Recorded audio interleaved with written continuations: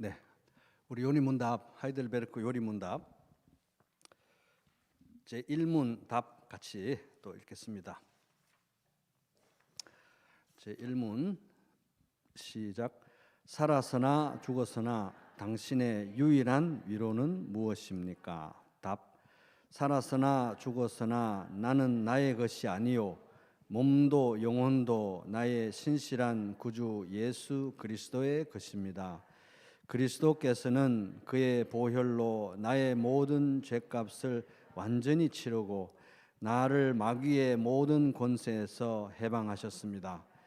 또한 하늘에 계신 나의 아버지의 뜻이 아니면 머리털 하나도 땅에 떨어지지 않도록 나를 보호하시며 참으로 모든 것이 합력하여 나의 구원을 이루도록 하십니다.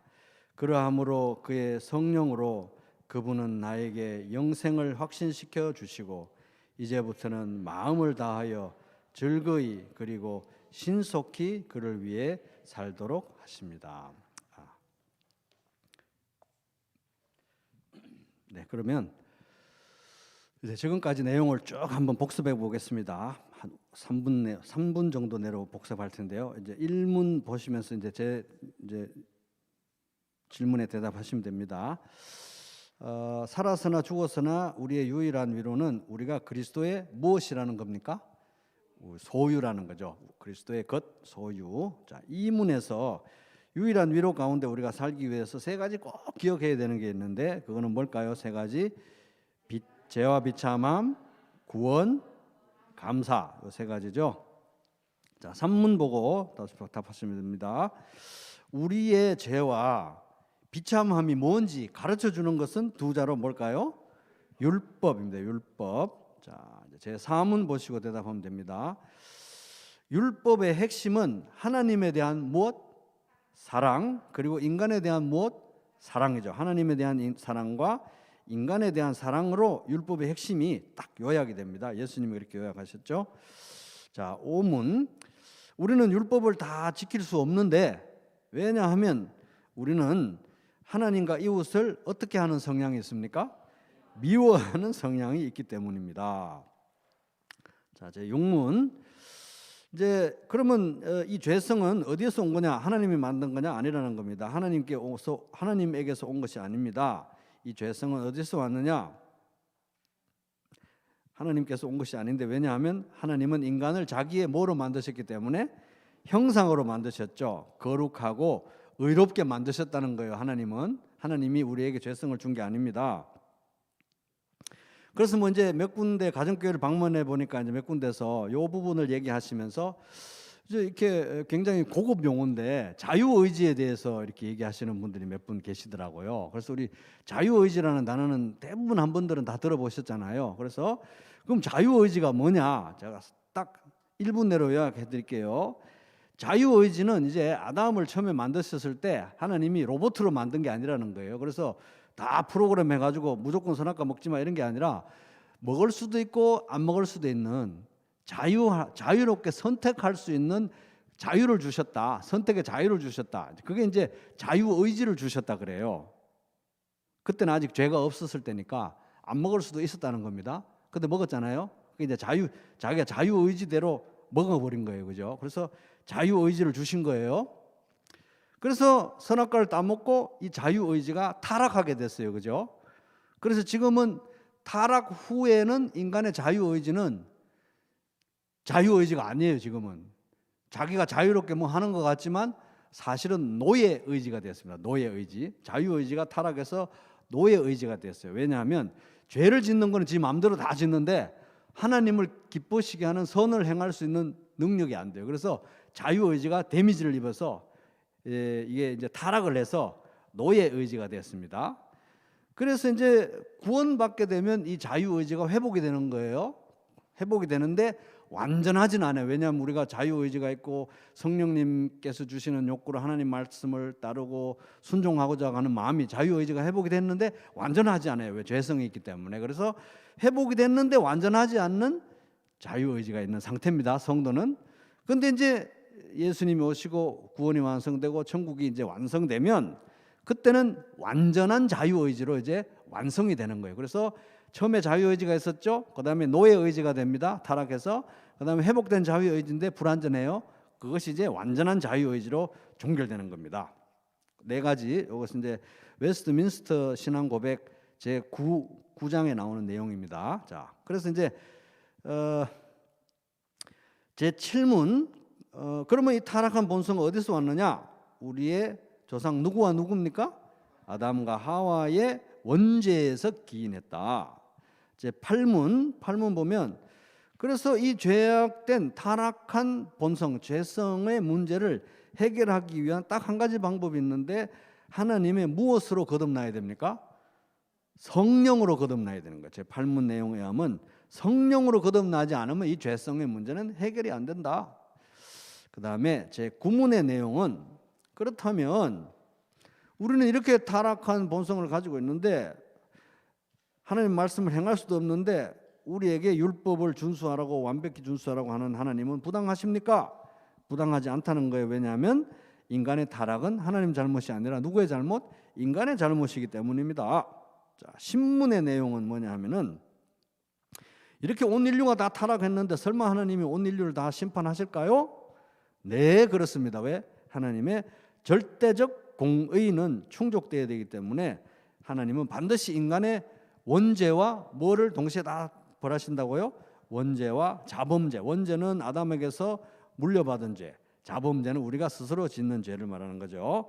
자, 제 11문, 하나님은 자비로우신 분인데 동시에 어떤 분입니까? 의로우신 분이라서 반드시 죄를 심판해야 됩니다. 자, 여기까지 복습했고요.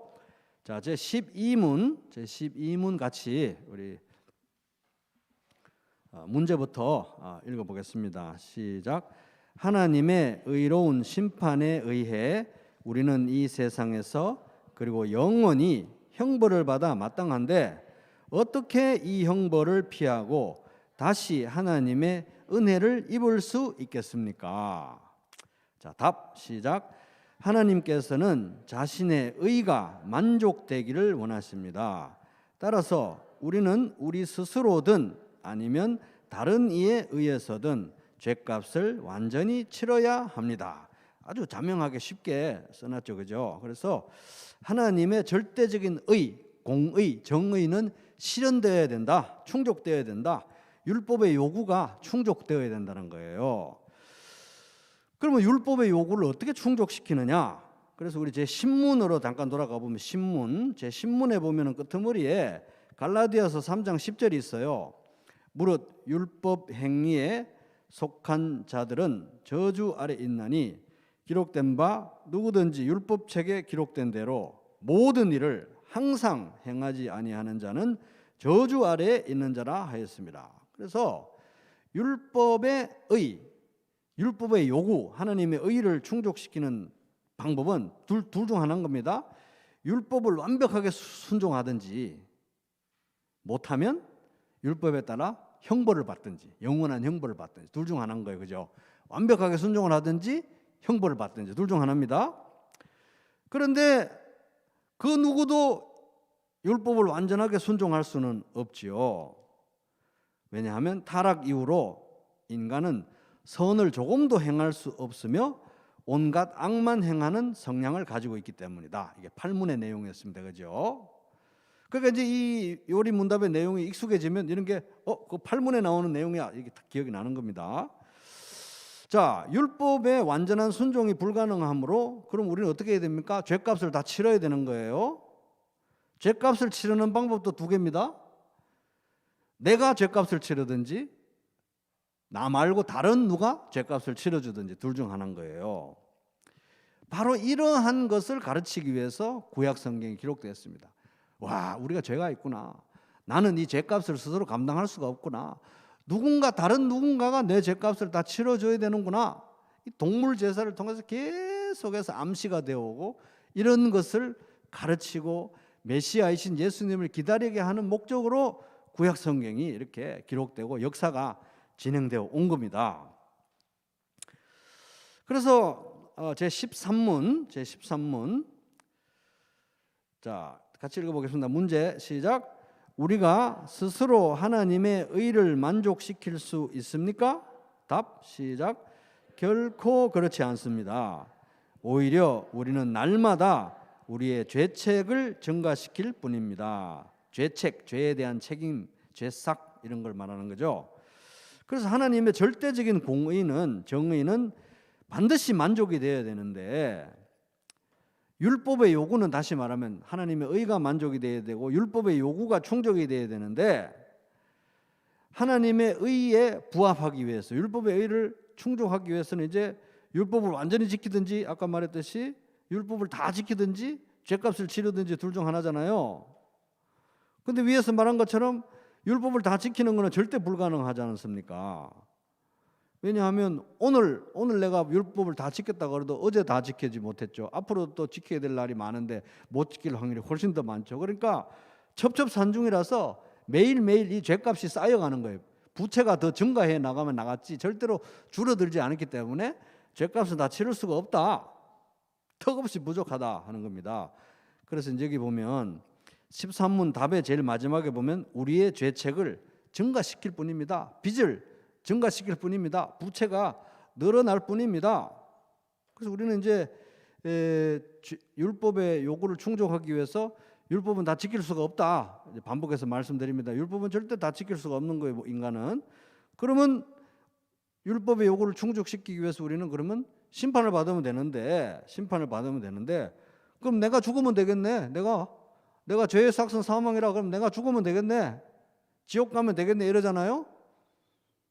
근데 이제 미안한 거는 내가 지옥에 가도 나는 죄값을 다 치르지 못하는 거예요. 왜냐하면 하나님은 절대적으로 거룩하신 분이기 때문에 하나님에 대한 죄는 아무리 작은 거라도 절대적인 거룩함에 대한 침해이기 때문에 영원한 형벌을 받아야 되는 거잖아요. 정말 그야말로 영원한 형벌이니까 이 죄값이 무한한 죄값인 거잖아요. 그러니까 내가 영원히 지옥에서 영원히 형벌을 받아도 무한한 죄값을 못 치른다는 거예요. 그럼 내가 죽으면 되지. 내가 지옥에 가면 되겠네. 가도 안 된다. 가도 모자란다는 거예요. 가도. 그래서 율법의 요구를 어떻게 충족시키느냐? 완전히 지키든지 죄값을 치러서 형벌을 받든지인데 둘 다 안 되는 거예요. 그죠? 율법을 다 못 지키죠. 지옥에 가도 죄값을 다 못 치러요. 영원한 형벌이기 때문에 안 된다는 겁니다. 모자란다는 거예요. 자, 답답해집니다. 이제 점점 답답해지는 거예요. 이제 그래서 이제 14문 한번 읽어보겠습니다. 제 14문. 그래서 이제 쭉쭉 나가다 보면 이렇게 앞에 문제 얹어서 그 다음 문제가 나오고 그 다음 문제 얹어서 또 그 다음 논리적으로 착착착 이렇게 얹어집니다. 자, 14문 문제 읽어보겠습니다. 질문 읽어보겠습니다. 시작. 어떠한 피조물이라도 단지 피조물로서 우리를 대신해서 하나님의 의를 만족시킬 수 있는 자가 있습니까? 아까 이제 내가 심판을 받든지 누가 다른 존재가 심판을 받는지 이렇게 둘 중 하나 있는데 이제 그걸 묻는 거예요. 어떤 피조물 중에 나를 대신해서 하나님의 의를 만족시킬 수 있는 죄값을 다 치러줄 수 있는 존재가 있나요? 이렇게 물었잖아요. 답 시작. 하나도 없습니다. 요새 말로 한번 보면 1도 없습니다. 자, 계속 읽겠습니다. 시작. 첫째, 하나님께서는 인간의 죄책 때문에 다른 피조물을 형벌하기를 원치 않으십니다. 자, 둘째 시작. 어떠한 피조물이라도 단지 피조물로서는 죄에 대한 하나님의 영원한 진노의 짐을 감당할 수도 없고 다른 피조물을 거기서 구원할 수도 없습니다. 이걸 자주 반복해서 읽다 보면 굉장히 여기서 건질 게 많습니다. 그래서 우리가 아까 12문 후반부에 보면 따라서 우리 스스로든 누가 다른 어떤 존재든 우리의 죄값을 치러야 되는데, 그죠? 치러야 되는데 또 13문에 의하면 어떤 인간도 하나님의 의를 만족을 시킬 수 없다 그랬잖아요. 내가 죄값을 치르든지 누가 다른 존재가 죄값을 치러주면 되는데 인간 중에는 그렇게 할 존재가 없어요. 다 죄인이기 때문에. 그죠? 그래서 여기 이제 묻는 거는 그럼 인간 말고 천사나 동물이나 뭐 이런 것 중에 혹시 우리의 죄값을 치르고 하나님의 의를 이제 만족시킬 수 있는 존재가 있나요?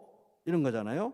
없다 이거예요. 없다. 왜 그러냐고 첫 번째 14문 첫 번째 이유 답 중에 첫 번째 보면 하나님은 죄는 인간이 지었는데 왜 엉뚱하게 동물이나 천사한테 그렇게 죄값을 치르도록 죄책을 떠넘기는 건 하나님이 원치 않으신다. 인간이 지은 죄는 인간이 책임지게 하는 게 하나님의 뜻이다. 이런 거예요. 그래서 사람이 죄를 지었기 때문에 이 죄값은 반드시 사람의 본성을 가진 자가 죄값을 치러야 된다 하는 겁니다. 이제 그게 바로 예수님이 성육신 하신 이유죠. 예수님이 천사로 이 세상에 오실 수도 있었는데 인간이 죄를 지은 거니까 인간 대신 죄를 속하기 위해서 예수님이 인간이 되신 거예요. 천사가 되신 게 아니라, 그죠? 그런 취지인 겁니다. 그리고 왜 이 다른 피조물 중에 우리의 죄값을 치를 수 있는 존재가 없느냐? 그 14문 답 중에 두 번째 이유는 뭡니까? 어떤 피조물이라도 여기 보면 단지 피조물로서는 이렇게 돼 있죠. 단지. 그러니까 피조물이기만 하면 창조주가 아니고 그냥 피조물이기만 하다는 그런 형편이면 다른 사람을 위해서, 다른 누군가를 위해서 하나님의 심판을 받아줄 수 없다. 왜? 하나님의 진노는 영원한 진노이기 때문에, 영원한 심판이기 때문에 심판의 무게가 너무 무거워서 천사든 동물이건 어떤 존재건 이 무거운 진노의 짐을 질 수가 없다. 그리고 설사 그 짐을 졌다고 할지라도 그 형벌의 상태에서 빠져나와서 다 이뤘다 하고 우리를 구원해낼 수 있는 여력이 있는 존재가 없다. 이런 얘기가 되는 겁니다. 그래서 유한한 피조물로서 무한한 하나님의 영원한 형벌을 감당할 수 있는 존재가 없다. 그래서 나훔 1장 6절에 보면 누가 능히 그의 분노 앞에 서며, 하나님의 분노 앞에 서며 누가 능히 그의 진노를 감당하랴, 이런 말이 나와요. 이 피조물은 하나님의 진노를 감당할 수가 없다는 게 다. 천사도 안 되고 동물도 안 되고 인간도 안 된다는 겁니다. 그래서 우리 마귀와 그를 따르는 귀신들, 악령들은 다 이제 영원한 불못의 앞으로 던져지게 되잖아요. 거기서 영원한 심판을 받잖아요. 영원한 심판을 받아도 그들의 죄값을 다 못 치르는 거예요. 왜? 하나님의 진노는 무한한 진노이기 때문에 영원히 거기에서도 무한한 진노를, 죄값을 못 치른다는 거예요.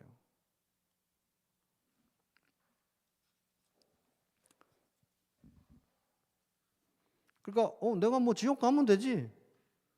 안 된다는 거예요. 지옥 가도 죄값은 다 못 치르는 거예요. 그죠? 왜? 무한한 심판이기 때문에, 무한한 진노이기 때문에. 그래서 어떤 피조물이, 그 어떤 천사가 이 무거운 하나님의 진노를 나 대신 받고 끝나고 나서 다 이루었다, 돌아와서 이제 너 건져줄게, 건졌으니까 새로운 성품을 줘서 앞으로는 죄 없는 그런 거룩한 하나님의 자녀로 잘 살도록 너를 보장해 줄게, 이렇게까지 할 수 있는 피조물은 아무도 존재하지 않는다 하는 겁니다. 그럼 이제 우리 질문이 생기죠. 그러면 구약 성경에 나오는 동물 제사는 뭐냐? 동물 제사 그렇게 많이 드렸는데 그 어떤 피조물도 우리 대신 죄를 감당할 수 없다면 구약에서 동물 제사는 왜 그렇게 많이 드렸냐? 이렇게 질문할 수 있잖아요. 그죠? 그러나 이 제사들에는 해마다 죄를 기억하게 하는 것이 있나니 이는 황소와 염소의 피가 능히 죄를 없이 하지 못함이라. 히브리서 3장 4절. 히브리서 10장 3절 4절. 그래서 이 동물 제사는 죄를 없이 하지 못했다는 거예요. 그죠? 오히려 죄를 기억나게 하고 영원한 어떤 제사를 굉장히 갈급하게 기다리게 만드는, 마시면 마실수록 목이 마르는 그런 뭔가를 끊임없이 가리키는 역할을 한 거지, 죄를 없애는 그런 힘은 없었다 하는 겁니다. 그래서 구약의 제사는 끊임없이 예수 그리스도를 가리키는 것이었죠. 그래서 염소와 송아지의 피로 하지 아니하고 오직 자기의 피로 영원한 속죄를 이루사 단번에 성소에 들어가셨느니라. 히브리서 9장 12절. 그래서 동물 제사는 그것이 무슨 죄를 사하는 능력이 있어서 그런 게 아니라 예수 그리스도를 계속 가리키는 거예요. 그죠? 가리키는 거. 자, 이제 또 15문 또 읽어보겠습니다. 질문 시작. 그렇다면 어떠한 중보자와 구원자를 찾아야 합니까? 그렇다면 우리는 어떠한 중보자와 구원자를 찾아야 합니까? 동물도 안 된다 그러지, 인간도 안 된다 그러지, 천사도 안 된다 그러지. 그러면 도대체 어떤 구원자와 중보자가 있어야 됩니까? 자, 답 시작. 참 인간이고 의로운 분이시나 동시에 참 하나님이시고 모든 피조물보다 능력이 뛰어나신 분입니다. 그래서 이제 여기 구원자라는 말은 다 알잖아요. 우리가 다 알잖아요. 말인데, 다 아는 말인데 중보자, 미디에이터, 중보자라는 단어는 이제 뭐냐면 이제 어떤 양 당사자가 서로 반목하고 갈등 관계에 있는 거예요. 갈등 관계, 원수 관계에 있을 때 거기에 개입해서 이 두 편을 서로 화해시키는 사람을 중보자라고 합니다. 중보자, 미디에이터, 중보자. 중보자라는 말을 딱 들으면 우리가 기본적으로 알 수 있는 건 아하, 하나님과 우리 사이는 원수였구나, 원수구나. 인간과 하나님은 원수 사이구나. 이거 우리가 알 수 있는 거죠. 그러니까 하나님이 인간을 사랑했다는 것은 원수를 사랑했다는 거예요. 원수를. 그죠? 그래서 원수된 상태이고 진노의 대상이라는 걸 알 수 있는 겁니다. 그래서 중보자가 필요한 거예요. 구원자라는 말에서 우리가 알 수 있는 것은 인간은 지금 형벌과 영원한 사망, 심판의 상태에서 구원받아야 된다. 이런 걸 이제 알 수 있는 겁니다. 그래서 그럼 이제 인간도 안 되고 뭐도 안 되고 그런데 우리에게 필요한 중보자는 뭔가 이렇게 좀 한번 하나씩 살펴볼게요. 우리에게 필요한 중보자는 어떤 중보자여야 되냐? 첫 번째는 인간이 아닌 다른 피조물은 안 된다. 그죠? 이제 지금까지 살펴본 바에 의하면 왜냐하면 인간이 죄를 지었기 때문에 인간이 죄값을 치러야 돼요. 인간이 죄를 지었는데 천사가 죄값을 치르고 이런 건 안 된다는 겁니다. 그래서 인간이 아닌 피조물은 안 되는 거예요. 동물도 안 되고 뭐 천사도 안 되고 안 되는 거예요. 그다음 두 번째는 그렇다고 해서 나 아닌 다른 인간은 되느냐? 그것도 안 된다는 거예요. 왜냐하면 각자가 다 죄를 지었고 그 어떤 인간도 하나님의 영원한 형벌을 감당 못하는 거예요. 그러니까 다른 피조물도 안 되고 인간도 안 되는 거, 다른 인간도 안 되고. 그러면 하나님이 하시면 되지 하나님도 안 된다는 거예요. 왜냐하면 인간이 죄를 지었기 때문에 인간이 죄값을 치러야 되는 거예요. 하나님이 죄를 지은 게 아니기 때문에. 그럼 뭐 어쩌라는 거예요. 그렇죠? 다른 인간도 안 되고 다른 동물도 안 되고 하나님도 안 되는 거예요. 그럼 어떻게 하라는 거예요? 이게요. 유일하게 남는 답은 인간이면서 하나님이어야 돼요. 100% 인간이고 100% 하나님. 참 인간이고 참 하나님일 경우만 가능하다 하는 겁니다. 이게 이제 굉장히 중요한 거예요. 이게 이 역설적인 상황을 구약 성경이 계속 설명하고 있는 것입니다. 계속. 다른 인간도 안 되고 다른 피조물도 안 되고 하나님도 안 돼요. 참 하나님이면서 참 인간일 경우만 해결이 가능하다. 그게 우리의 중보예요. 중보자. 하나님과 인간 사이의 중보자. 그래서 하나님이 어떤 존재이고 인간이 어떤 존재인 거를 알게 되면 우리는 거기서 반드시 그 사이에 누가 있어야 된다는 걸 알 수 있어요. 하나님이 어떤 존재인 줄 알고 인간이 어떤 존재인 줄 알면 그 사이에 항상 반드시 누가 있어야 돼요. 나하고 하나님 사이에는 항상 누가 반드시 있어야 된다. 오늘 이게 제일 중요한 겁니다. 하나님과 나 사이에는 앞으로 영원히 항상 누가 있어야 돼요. 중보자가 있어야 되는 겁니다. 중보자가 항상 있어야 돼요. 하나님이면서 인간이신 중보자가 항상 있어야 돼요. 다른 동물도 안 되고 다른 피조물도 안 되고 다른 인간도 안 되고 하나님도 안 돼요. 하나님이시면서 인간이신 중보자가 항상 있어야 돼요. 구원받을 때도 있어야 되고 지금도 있어야 되고 영원히 있어야 돼요. 이거 오늘 이제 꼭 이거 제일 중요해요. 하나님과 나 사이에는 중보자가 항상 있어야 된다. 좀 거추장스러우신가요? 항상 있어야 돼요. 항상. 영원히 있어야 돼요. 이게 제일 중요합니다. 참 인간이시고 의로운 분이셔야 되는 거예요. 그러니까 이제 참 인간이면서 의로운 분이셔야 되는 이유는, 그러니까 죄가 없는 의로운 참 인간이어야 되는 이유는 인간의 죄를 대속해야 되기 때문인 거고, 그죠? 그다음에 참 인간이면서 하나님이어야 되는 이유는 영원한 하나님의 형벌을 감당해야 되기 때문에 그냥 인간은 안 된다는 거예요. 이런 진짜 말도 안 되는 그 누구도 풀 수 없는 수수께끼, 답답한 수수께끼잖아요. 어디 벽에 그냥 벽을 바라보고 있는 것 같은 수수께끼 아니에요. 다른 인간도 안 되고 다른 피조물도 안 되고 하나님도 어쩌라는 거냐. 반드시 참 인간이고 참 하나님이어야 되는데 그분이 예수 그리스도다 하는 겁니다. 이분이 항상 있어야 되는 거예요. 항상 있어야 된다. 항상 오늘도 있어야 되고 내일도 있어야 되고 영원히 있어야 되고 매일 나와 하나님 사이에는 예수 그리스도가 있어야 된다. 중보자가 있어야 된다.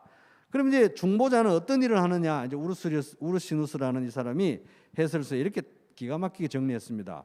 중보자는 일반적으로 어떤 일을 하는 사람이냐? 첫 번째, 가해자에게 가서 가해자를 위해서, 이 잘못한 사람을 위해서 피해자에게 가서 빌어야 돼요. 왜냐하면 피해자는 가해자 꼴도 보기 싫어하니까 가서 빌어야 되는 거예요. 중보자가 빌어줘야 되는 거예요. 제발 좀 한 번만 좀 어떻게 좀 만나주시고 빌어줘야 돼요. 중보 기도를 해줘야 되는 겁니다. 그다음 둘째는 손해에 대해서 보상을 해야 돼요. 완벽한 보상을 해야 돼요. 손해에 대해서 중보자는.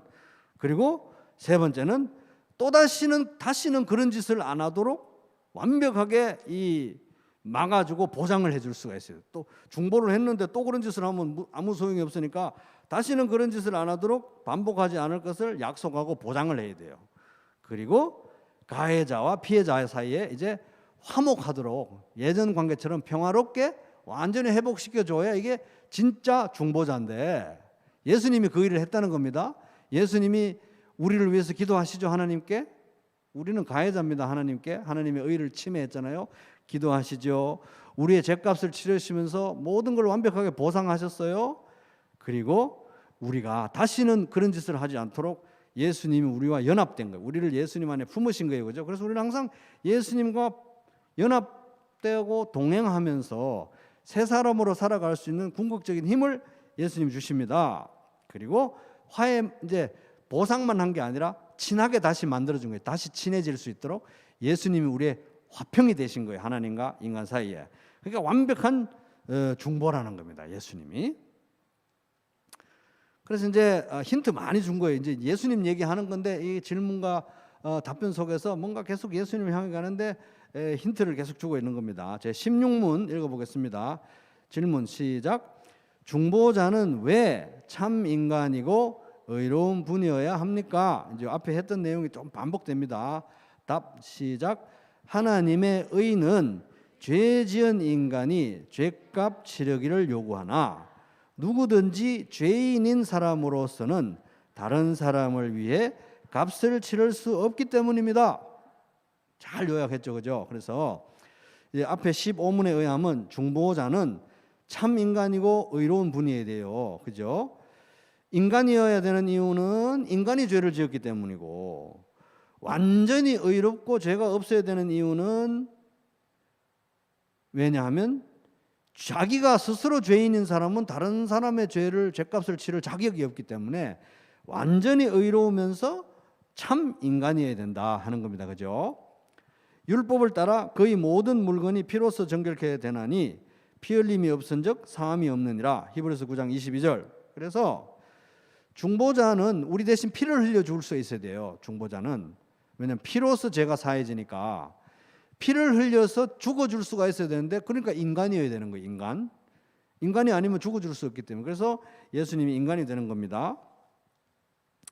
근데 모든 인간은 원죄와 자범죄로 오염이 되어 있으니까 인간을 대신해서 죄값을 치르려면 원죄와 자범죄 모두로부터 자유로워야 된다. 온전히 의로운 존재해야 된다. 그게 이제 오늘 16문의 답변이 요약하고 있는 바입니다. 우리의 중보는 완전히 참 인간이고 의로운 분이어야 하는데 왜 그러냐면 하나님의 의에 의하면 죄 지은 인간이 죄값을 치르기를 요구하지만 누구든지 죄인인 사람으로서는 다른 사람을 위해 죄값을 치를 수 없기 때문입니다.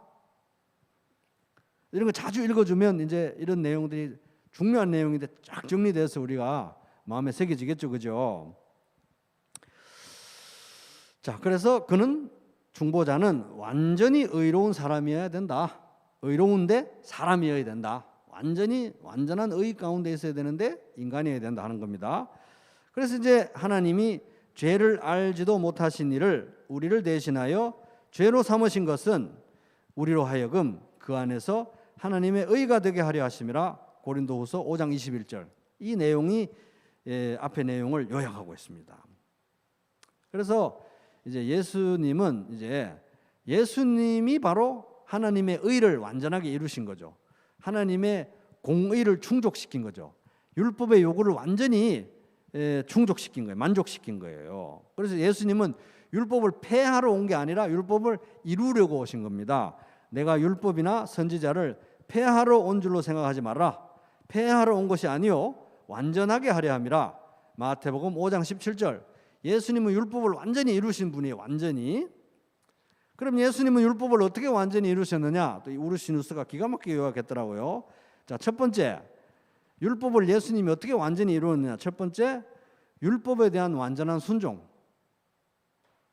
그러니까 이제 율법의 요구를 완전히 충족시키려면 둘 중 하나였잖아요. 완전히 순종하든지 벌을 받든지 둘 중 하나였잖아요. 인간은 그런 거 못했잖아요. 근데 예수님이 둘 다 했어요. 율법을 완전히 순종했죠. 근데 율법에 의한 심판을 자기가 우리 대신 다 받았어요. 예수님이. 두 개 다 한 거예요. 율법의 의를 충족시키기 위해서는 율법을 다 순종하든지 심판을 받든지 둘 중 하나인데 예수님 두 개 다 한 거예요. 그래서 우리의 중보가 될 수 있는 겁니다. 그리고 성령을 통해서 우리 속에서 율법을 이루어 가시는 거예요. 율법이 그냥 이제 아무 필요도 없어진 게 아니라 성도가 성화의 길잡이, 성화되면서 살아가야 될 길잡이가 율법의 정신 안에 녹아져 있는 거예요. 그래서 율법은 모세 언약은 이스라엘과 당사자, 이스라엘과 하나님 사이, 그 당사자 사이에는 계약이었어요. 계약. 그래가지고 이스라엘이 그 계약을 못 지키고 파기된 거잖아요. 근데 문제는 그 율법이 성경에 다 기록되어 있어요. 그죠? 무엇이든지 전에 기록된 것은 다 우리의 교훈을 위한 거라고 그랬잖아요. 근데 율법은 이스라엘에게는 계약으로 파기된 계약인데 우리에게는 성경이에요. 성경. 그래서 율법의 정신이 우리에게 그대로 적용되는 것입니다. 다 그대로 동물 제사도 드리고 이런 게 아니라 그 율법의 정신이 성경으로서 우리에게 적용돼야 되는 거예요. 계속 우리 살아갈 길이 돼야 되는 것입니다. 그죠? 그래서 우리에게 성령님을 통해서 율법의 정신을 이루어 가신다. 그리고 네 번째는 율법의 참된 의미를 가르쳐 주신 거예요. 그죠? 율법의 진짜 의미가 뭔지, 그죠? 그런 거를 가르쳐 준 겁니다. 그래서 형제에게 이 바보야 이러는 사람은 형제를 죽인 거다. 이성을 보고 음욕을 품으면 이미 그 간음의 죄를 저지른 거다. 율법의 진짜 정신을 가르쳐 준 겁니다. 그죠? 그래서 예수님은 그런 의미에서 네 가지, 완전한 순종, 형벌, 그다음에 성령을 통해서 율법을 이루어 가시고 율법의 참된 의미를 가르치신다. 이렇게 해서 예수님은 율법을 완전히 이루셨습니다. 그래서 이런 걸 볼 때 이 복음이라는 것이 이렇게 성경으로부터 필연적으로 이렇게 이루어질 수밖에 없도록 필연적으로 이렇게 율법을 향해서 성경이 가리키고 있구나. 그래서 그런 거로 보면 이 복음은 필연적이다. 부활은 필연적이다. 그래서 예수님도 누가복음 24장에서 엠마오 가는 제자들에게 성경으로부터 자기가 고난받고 부활하게 될 것을 반드시 그래야 될 것을 성경으로부터 가르치신 거잖아요. 필연.